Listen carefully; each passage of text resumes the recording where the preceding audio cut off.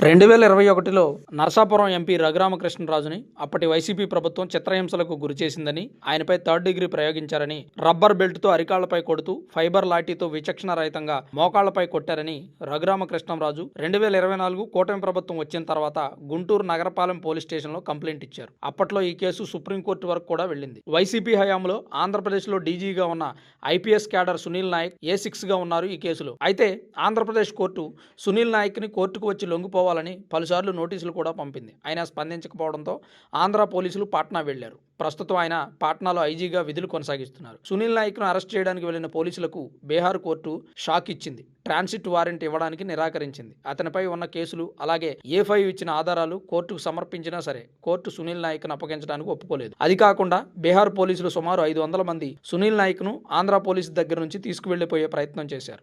అయితే అంతకుముందు సునీల్ నాయక్ ఏపీలోని సంబంధిత కోర్టులో బెయిల్ పిటిషన్ కూడా వేశారు. బెయిల్ పిటిషన్ను కూడా కోర్టు కొట్టివేసింది. ప్రస్తుతం పాట్నాలో ఆంధ్రప్రదేశ్ పోలీసులు ట్రాన్సిట్ వారెంట్ కోసం ఎదురు చూస్తున్నారు. అది రాగానే సునీల్ నాయక్ను ఆంధ్రప్రదేశ్ కోర్టులో హాజరుపరుస్తారు.